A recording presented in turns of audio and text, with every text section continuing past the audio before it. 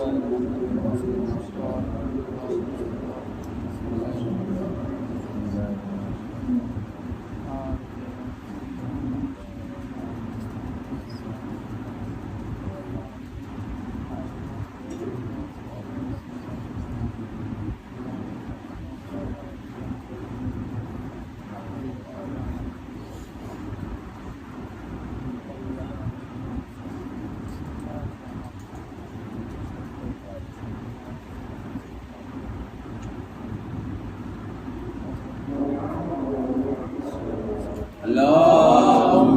على محمد وعلى محمد.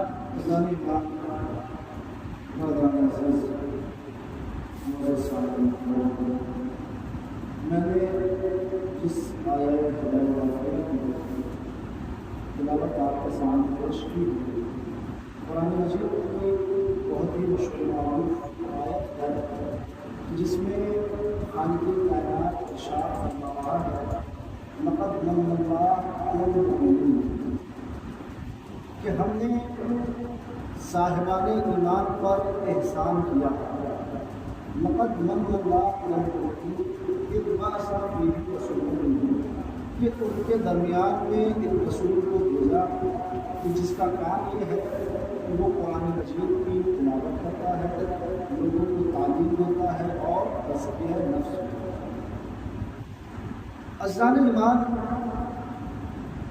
آپ کی خدمت میں سب سے پہلے یہ بات عرض کروں کہ وہ پروردگار, وہ خالق کائنات کہ جس نے اس کائنات میں اتنی ساری اشیاء پیدا کر کے انسان کو عطا کر دی اور ایک سے ایک نعمتیں اس نے عطا کی, لیکن کہیں بھی خالق کائنات نے, خلاق کائنات نے یہ نہیں کہا کہ اے میرے بندے میں نے تجھے یہ نعمت دی, تجھ پر احسان کیا. بہت توجہ, میں نے تجھے ہاتھ دیا نعمت ہے, زبان دی نعمت ہے, آنکھیں دی نعمت ہے, کان دیے نعمت ہے.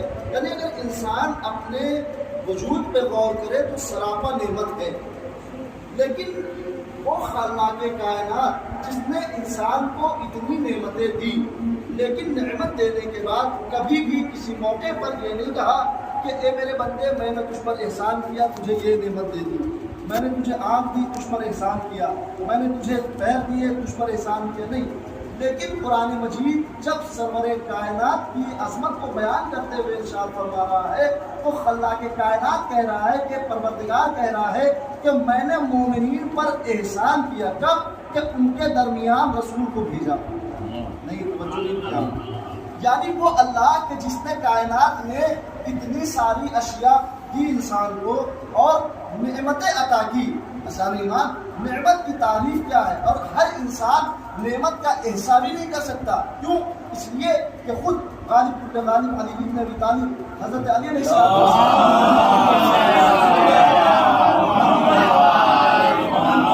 ارشاد فرمایا کہ انسان اللہ کی نعمتوں کو شمار نہیں کر سکتا. اور عزیزان ایمان, جب نعمت کی تعریف کی گئی تو نعمت کی کیا تعریف کی گئی کہ نعمت اس چیز کو کہتے ہیں کہ جو انسان کو بعنوان احسان ملے. بہت توجہ, نعمت کہتے ہیں اس چیز کو کہ جو انسان کو بعنوان احسان ملے. عزیزان ایمان, اس اللہ نے انسان کو اتنی نعمتیں دی لیکن کبھی نہیں کہا کہ اے میرے بندے میں نے تجھ پہ احسان کیا, اے میرے بندے میں نے تجھے فلاں نعمت احسان کیا. لیکن جب کائنات میں سرور کائنات کو بھیجا تو کہا ہم نے تجھ پر احسان کیا. عزیزان ایمان, کیوں؟ اس لیے کہ کچھ دے دینے کے بعد احسان انسان جتلاتا ہے, خدا نہیں. کچھ عطا کرنے کے بعد احسان کم ظرف جتلاتا ہے, خدا نہیں جتلاتا. اور عزیزان ایمان, جب پروردگار عالم نے سرور کائنات کو اس دنیا میں بھیجا تو اب دنیا کو سمجھ میں آنا چاہیے کہ جسے اللہ بھیج کر مومنین کے اوپر احسان کر رہا ہے, لوگ کہہ رہے ہیں کہ رسول ہمارے جیسا. بھئی اللہ بھیج کر احسان جتلا رہا ہے اور یہ کہہ رہے ہیں کہ رسول ہمارے جیسا, اور اس کے بعد تو ظلم یہ ہے کہ ہم سے آ کے کہتے ہیں کہ ہم علی کو بڑھا دیتے ہیں نبی کو گھٹا دیتے ہیں، ہم سے آگے کہتے ہیں کہ ہم علی کو گھٹا دیتے ہیں، علی کو بڑھا دیتے ہیں، نبی کو گھٹا دیتے ہیں۔ میں ان سے کہتا ہوں او جاہلو آؤ تو صحیح، تم تو اپنے یہاں سنے ہو نبی کو، اپنے یہاں سنے ہو نبی کو۔ جب اپنے یہاں تم نے نبی کو سنا تو کیا سنا؟ اپنے یہاں جب تم نے نبی کو سنا تو یہ سنا کہ جبرائیل نے نبی کو قرآن پڑھایا۔ جب آپ نے اپنے یہاں سنا تو آپ نے کیا کہا کہ نبی وہ ہے کہ جسے جبرائیل نے قرآن پڑھایا۔ جب ہمارے یہاں آئے تو ہم نے کہا کہ بھائی جبرائیل وہ ہے جسے علی نے قرآن پڑھایا۔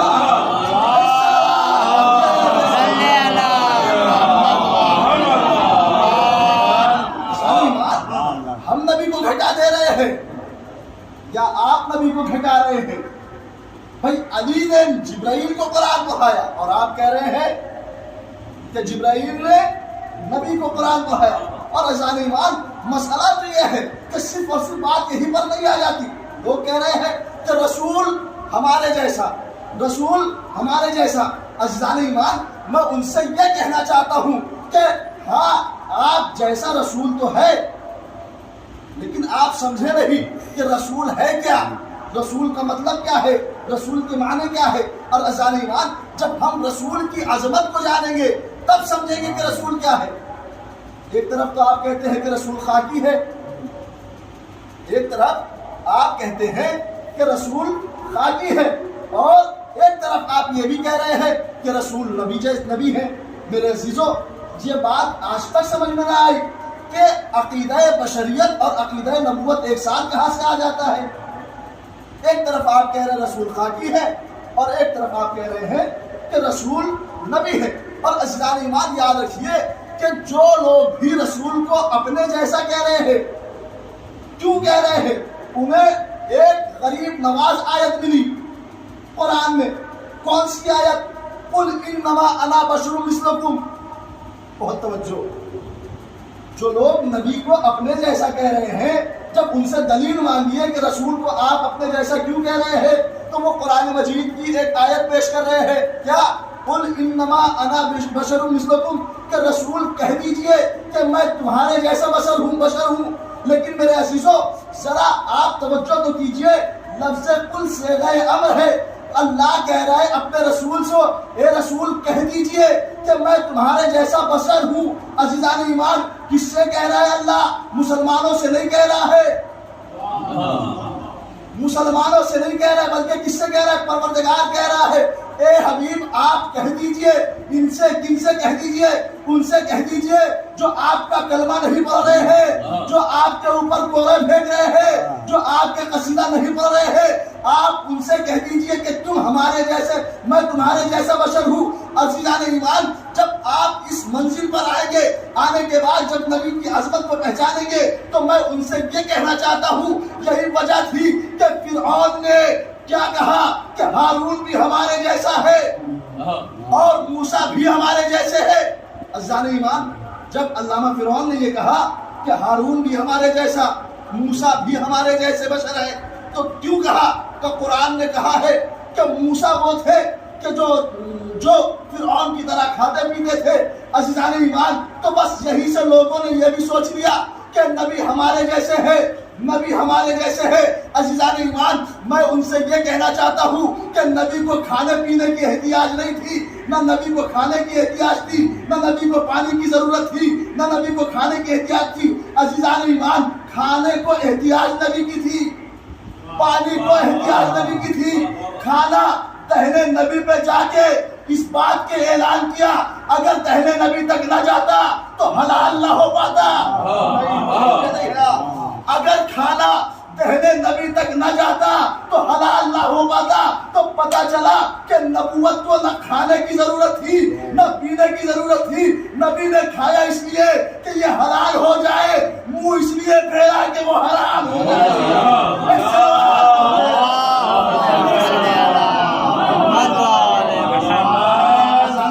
آپ خود غور کر لیجئے گا کہ نبی نے کس کی طرف سے منہ پھیرا ہے۔ اور عزیزان ایمان آپ کہہ رہے ہیں کہ نبی ہمارے جیسا ہے، نبی بشر ہے۔ اور عزیزان ایمان آپ یاد رکھیے کسی بھی انسان کی شخصیت دو حصوں میں تقسیم نہیں ہو سکتی. آپ کہہ رہے ہیں کہ رسول نبی ہے، دوسری طرف آپ کہہ رہے ہیں کہ رسول بشر ہے. عزیزان ایمان، اگر کوئی انسان ڈاکٹر ہے تو اگر وہ گھر میں ہے تب بھی ڈاکٹر ہے، باہر ہے تب بھی ڈاکٹر ہے، محلے میں ہے تب بھی ڈاکٹر ہے، کسی جگہ بھی ہے وہ ڈاکٹر ہے. انجینئر صاحب اگر وہ گھر میں ہے تب بھی انجینئر ہے، باہر ہے تب بھی انجینئر ہے. کیا مطلب کہ شخصیت انسان کی کبھی بھی تقسیم نہیں ہوتی. اگر وہ کہیں بھی ہے، اگر وہ انجینئر ہے، گھر میں ہے تب بھی انجینئر، باہر ہے تب بھی انجینئر، کسی مقام پہ ہے تب بھی انجینئر. میں مولانا ہوں، اگر میں منبر پہ ہوں تب بھی مولانا، محراب میں ہوں تب بھی مولانا، مدرسے میں ہوں تب بھی مولانا.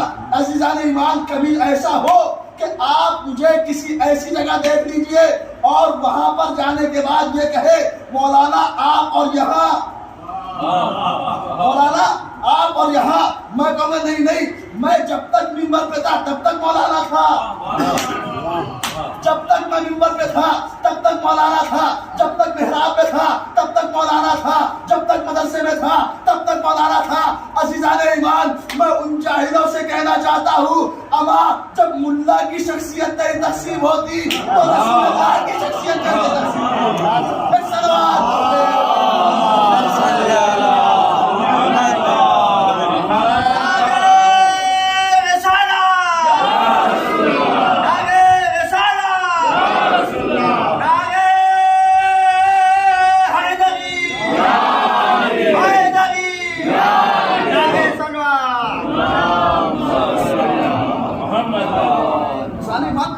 سرور کائنات کس نعمت عظمیٰ کا نام ہے.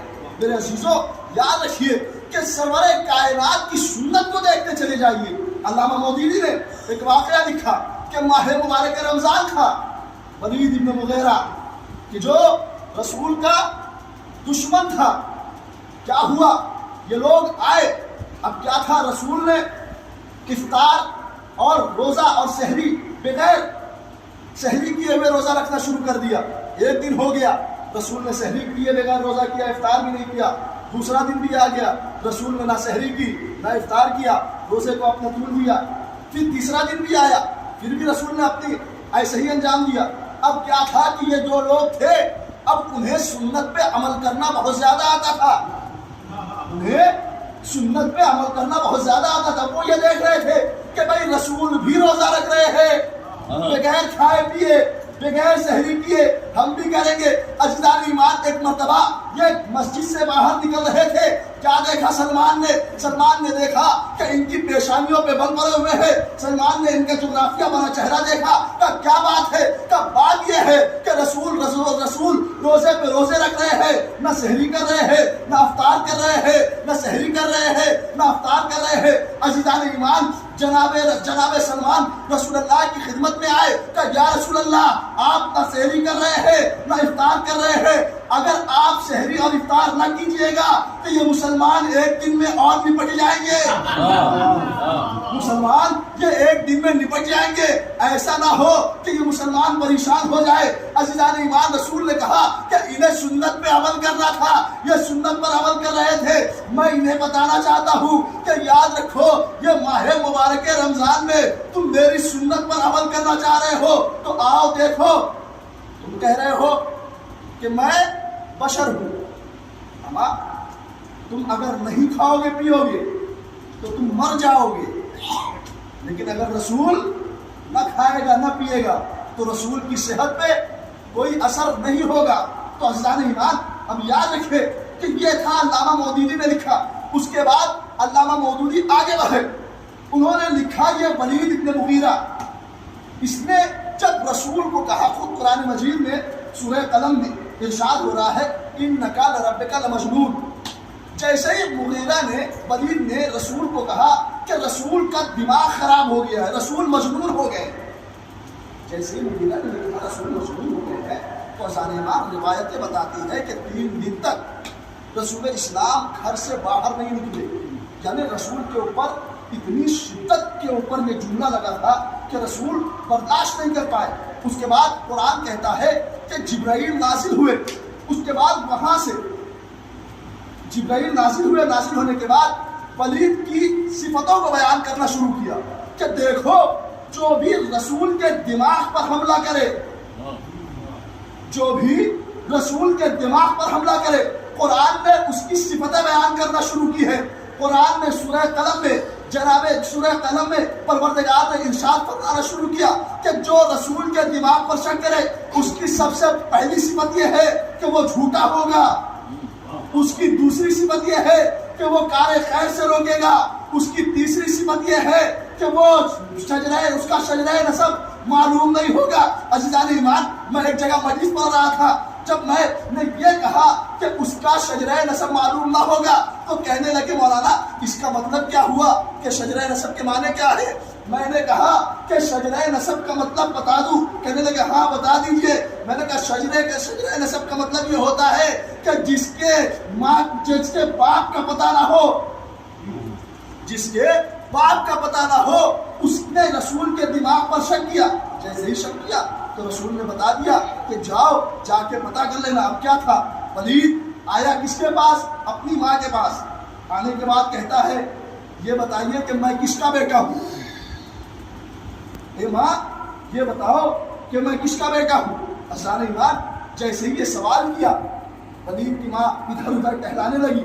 एक मर्तबा वलीद कि जो रसूल की सदाकत का ऐलान नहीं कर रहा था, रसूल को बशर मान रहा था, रसूल को रसूल नहीं मान रहा था।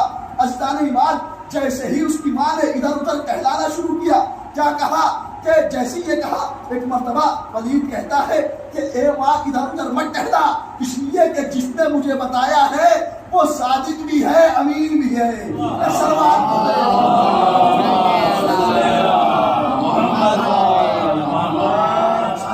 पहचाने रसूल की अजमत को, और यही वजह है कि परवरदिगार आलम ने अपने रसूल की जब अजमत बयान की कुरान मजीद में, हर जगह जब भी किसी नबी को पुकारा तो उसके नाम से पुकारा, लेकिन जब अपने हबीब को पुकारा तो कभी ताहा कह के पुकारा, कभी मुज़म्मिल कह के पुकारा, कभी नज़ीर कह के पुकारा, कभी बशीर कह के पुकारा। और अज़ीज़ान ईमान, यही वजह है कि जब अल्लाह के नबी ने हर नबी को पुकारा, आप तारीख उठा के डालिए कि जहाँ पे तमाम नबियों का तज़किरा हुआ है, वहीं अल्लाह ने जनाब नूह का तज़किरा भी किया। कौन है नूह? ये नूह वो नबी है कि जिन्होंने 950 साल तबलीग दी थी। 1-2 साल नहीं, 950 साल तबलीग। और तबलीग का आलम ये हुआ, कितने लोग राह रास्त पे आए? कुरान ने लिखा है 80 या उससे कम तर अफराद रसूल की तबलीग के ऊपर ईमान लेके आए। लेकिन मेरे अजीजों, जनाब नूह की तबलीग और जनाब नूह की अजमत क्या है? चूंकि नबी के ऊपर पहले से दिमाग के ऊपर शक किया गया था, अब ये भी नबी है। कौन है नबी? का नबी है नूह। अज़ीज़ान ईमान, जब अल्लाह ने जनाब नूह से कहा कि नूह कश्ती तैयार करो, जनाब नूह ने कश्ती अल्लाह के हुक्म से तैयार करना शुरू कर दी। और जब जनाब नूह ने कश्ती तैयार करना शुरू कर दी तो अब तारीख लिखती है कि जनाब नूह की ज़ौजा आगे आई। आगे आने के बाद जनाब नूह के ऊपर हंसने लगी, कहकहा मचाने लगी कि ए नूह, तुम्हारा दिमाग खराब हो गया है, ना आसमान पे कोई ऐसी अलामत जाहिर हो रही है कि बारिश आने वाली है, तूफान आने वाला है, समंदर आने वाला है, ये तुम कश्ती क्यों बना रहे हो? अज़ीज़ान ईमान, सबसे पहला हमला जनाब नूह की ज़ौजा ने क्या किया? जनाब नूह के ऊपर कहा, कह रही थी, हंस रही थी कि ना तूफान आने वाला है, ना अलामत कोई है बारिश की, ये क्यों तुम जो है कश्ती बना रहे हो? और ये कहते कहते जनाब नूह की ज़ौजा ने एक क़यामत का फिक्रा किया। क्या कहा? ये क्या कहा? वो कहती है कि आपका दिमाग खराब हो गया है, ना बारिश होने वाली है, ना ही कोई और अलामत नजर आ रही है, आप जो है इस जमीन पर कश्ती बना रहे हो। अज़ीज़ान ईमान, जैसे ही नबी के ज़हन पर नबी की ज़ौजा ने शक किया, कुरान ने कहा कि नबी की ज़ौजा काबिले लानत है, नबी की ज़ौजा काबिले लानत है। तो अज़ीज़ान ईमान, हमें यही से कुरान ने कानून दे दिया कि याद रखो, जो भी नबी के दिमाग में शक करे वो काबिले लानत होता है।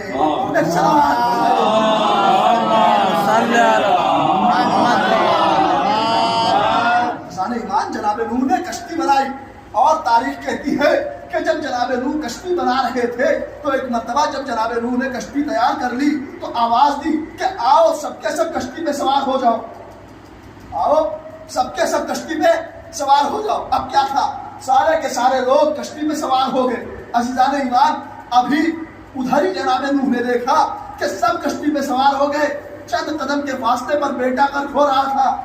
قرآن نے کہا یا بنیا ارکم معنا، اے میرے بیٹے میرے ساتھ آ جا، اے میرے بیٹے میرے ساتھ کشتی پہ سوار ہو جا۔ عزیزان ایمان، ایک مرتبہ جناب نوح کا بیٹا کہہ رہا تھا، جناب نوح اپنے بیٹے سے کہہ رہے تھے اے بیٹا کشتی پہ سوار ہو جا، آج تمہیں کوئی بچانے والا نہ ملے گا۔ ادھر نوح آواز دے رہے تھے، لیکن تاریخ نے لکھا کہ نوح کے بیٹے کا رخ کسی اور طرف تھا۔ نوح کے بیٹے کا رخ کسی اور طرف تھا۔ کس طرف تھا؟ کا پہاڑ کی طرف تھا۔ عزیزان ایمان، میں ایک ادنا سا طالب علم ہوں، مجھے آج تک یہ بات سمجھ میں نہ آئی کہ جس نے نبی سے بغاوت کی اسے پہاڑ کے علاوہ کوئی اور چیز نظر نہ آئی۔ ایک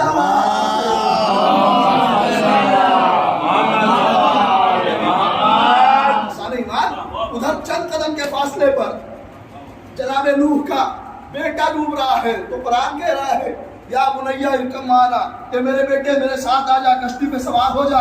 میں کہوں گا یا نبی اللہ، چند قدم کے فاصلے پر بیٹا ڈوب رہا ہے، آپ بار بار بلا رہے ہو اے میرے بیٹے کشتی پہ سوار ہو جاؤ، اے میرے بیٹے کشتی پہ سوار ہو جاؤ۔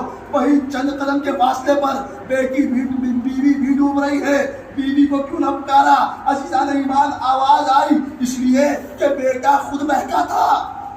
بہت توجہ، بیٹا خود بہکا تھا، اس لیے نبی نے بار بار بلایا، لیکن بیوی وہ تھی جو خود بھی بہکی تھی، دوسروں کو بھی بہکا رہی تھی۔ عزیزان ایمان، پتہ چلا قرآن نے قانون دے دیا کہ یاد رکھو جو خود بہکے اسے تو موقع دیا جائے، جو سب کو بہکائے اسے موقع نہیں دیا جائے۔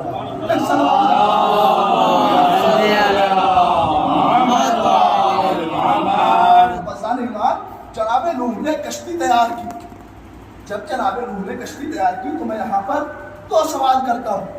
پہلا سوال یہ کہ جب جناب نوح نے کشتی تیار کی تو اس کشتی کا نام کیا رکھا، اور جب کشتی بنا لی تو اس کشتی کو بنایا کہاں پہ؟ جب ہم نے تفسیر کا مطالعہ کیا تو ہمیں اس بات کا پتہ چلا کہ جناب نوح نے جو کشتی بنائی اس کا نام رکھا سفینہ نجات۔ سفینہ نجات، نجات کی کشتی۔ دوسرا سوال کیا کہ نبی نے کشتی بنائی، کہاں بنائی؟ کیا گھر کے اندر بیٹھ کے بنائی؟ کیا کسی حجرے میں بنائی؟ نہیں۔ پھر کہاں بنائی؟ کیا کھلے ہوئے میدان میں بنائی؟ نہیں، توجہ نہیں ہے آپ کی۔ کیا کہا؟ کشتی کا نام سفینہ نجات، بنائی کہاں؟ کھلے ہوئے میدان میں۔ عزیزان ایمان، جناب نوح کشتی نہیں بنا رہے ہیں بلکہ امت کو بتا رہے ہیں کہ یاد رکھو نجات کی کشتی حجرے میں نہیں بنتی ہے، کھلے ہوئے میدان میں بنتی ہے۔ اسی لیے رسول نے غدیر کے میدان میں علی کو اپنے ہاتھوں میں اٹھا کر بتا دیا۔ ایک سلوات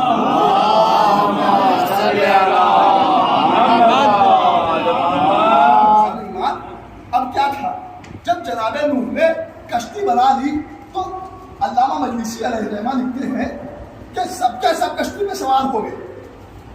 نہ سوار ہوئے تو دیکھا دو جانور ہیں کہ جو کشتی سے بہت دور آپس میں محو گفتگو ہیں۔ کون کون جانور؟ کہ ایک خنزیر اور اس کی مادہ، دونوں آپس میں محو گفتگو ہیں۔ کیا محو گفتگو ہے؟ سب کے سب کشتی میں سوار ہو گئے۔ ایک مرتبہ خنزیر سے اس کی مادہ کہتی ہے کہ بھائی کشتی ہے پاک، ہم ہیں نجیس، لہذا اس پاک کشتی پہ سوار کیسے ہو؟ بہت توجہ، خنزیر سے اس کی مادہ کہہ رہی ہے کہ بھائی کشتی ہے پاک، ہم ہیں نجیس، اس کشتی پہ سوار کیسے ہو؟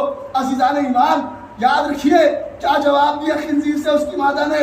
یہ بات تو بالکل حقیقت ہے، کشتی ہے پاک ہم ہیں نجیس، کشتی ہے پاک ہم ہیں نجیس، لیکن ذرا یہ تو غور کر بلا کون رہا ہے؟ میں نے کہا ارے خنزیر اور اس کی مادہ کو اتنا تو خبر تھی کہ اگر نبی پکارے ایک سلوات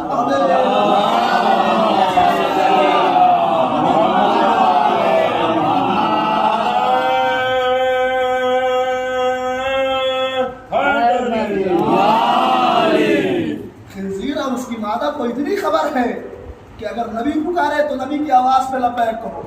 وہ مسلمان کیسے تھے؟ نبی پکار رہے ہیں لیکن یہ پہاڑ میں بھاگتے ہوئے نظر آ رہے ہیں. کیوں؟ اس لیے کہ انہوں نے عظمت سرور کائنات کو سمجھا نہیں. اور صالحان انسان سرکار محمد مصطفیٰ کی اگر عظمت کو پہچان لے، منزلت کو پہچان لے، تو آج اس اسلام کی نوعیت کو سمجھ گئے.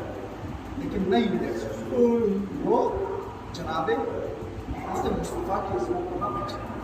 اور یہی وجہ تھی کہ رسول کائنات کو ذکر کرا سے شروع